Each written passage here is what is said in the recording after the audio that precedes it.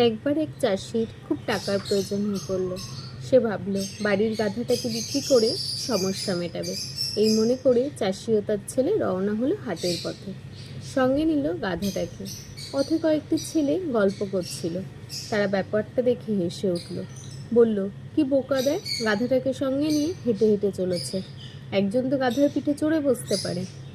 চাষি ওদের কথা শুনে তার ছেলেকে গাধাটির পিঠে চাপিয়ে নিয়ে নিজে তার পাশে পাশে হেঁটে চলল। কিছুদূর যাবার পর তারা দেখল একদল বৃদ্ধ পথের ওপর দাঁড়িয়ে নিজেদের মধ্যে উচ্চস্বরে কিছু আলোচনা করছে। হঠাৎ তাদের মধ্যে এক বৃদ্ধ বলে উঠল, দেখ, সামনেই দেখ প্রমাণ।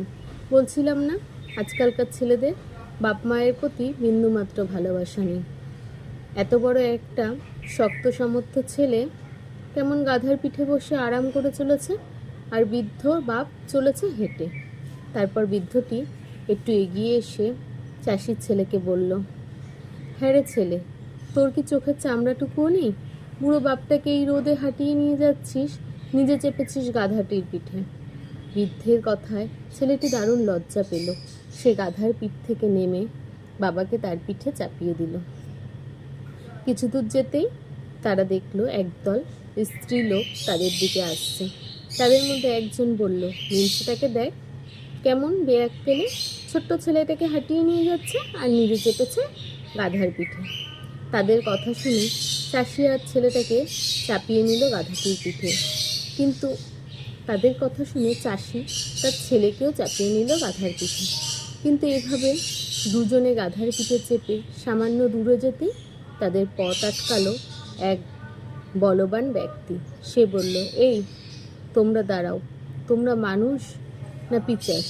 চাষি ও তার ছেলে দুজনেই গাধার থেকে নেমে দাঁড়ালো। বেশ ভ্যাবাচ্যাকা হয়ে গেছে তারা, বুঝতে পারছে না ব্যাপারটা।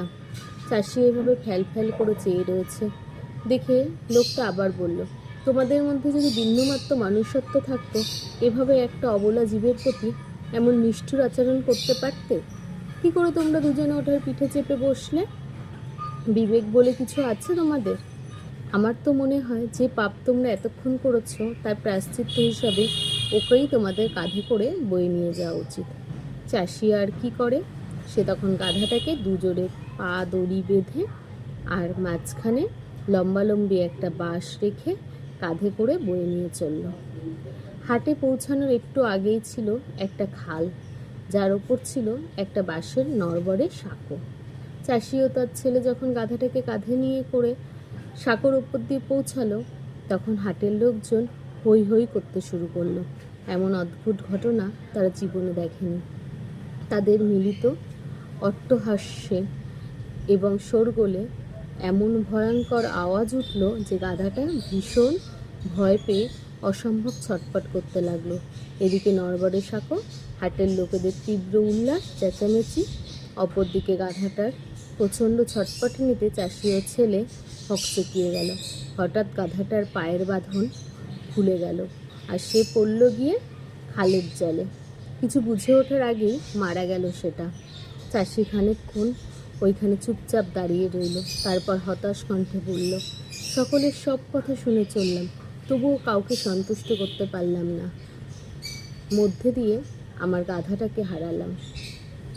এর থেকে আমরা বুঝতে পারি, যারা সবাইকে খুশি করতে চায় তারা কাউকেই খুশি করতে পারে না।